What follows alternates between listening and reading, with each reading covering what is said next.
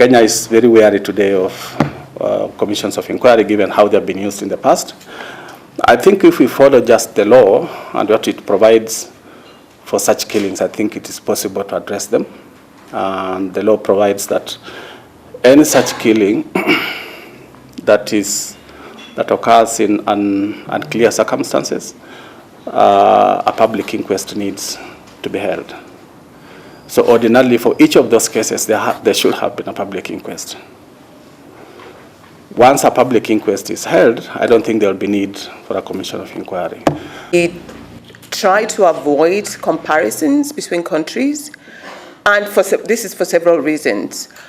One, no context is exactly the same. The basis for comparison is really, really almost non-existent. Secondly, it's difficult to contain a human rights situation or what you called a hotspot within the boundaries of any one country. And I will give you several examples. You take Mali, for example. Mali is a hotbed of armed Islamist insurgency.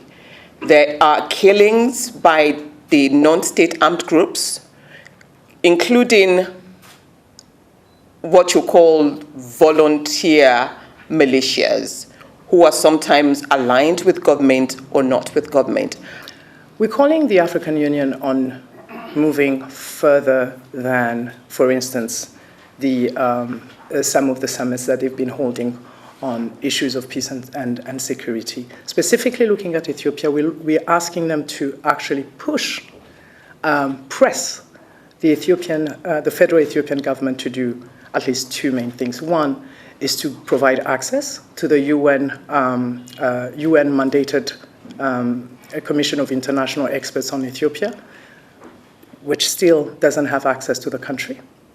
The second thing is to, even within their own processes, like for instance, the AU monitoring mechanism that has been established as part of the ceasefire agreement, to press for the inclusion of rights monitors, including gender observers and human rights experts. Generally, governments across Africa spend less than 1% of their budgets, of their health budgets on mental health. And so, you then will have problems with access to medication, paying health workers, interesting young people to take, work within health and within offering mental health services. And of course, I think mental health is broader than just an illness. It's also about the social economic determinants of health. It's all very well to tell youth, your future, your future will be bright. But if there is no access to education for many in terms of post-secondary education, access to employment, access to health, housing, all of these issues impact our mental health. So it's not just about adding psychiatrists and, providing medication. It's also about addressing all of these things.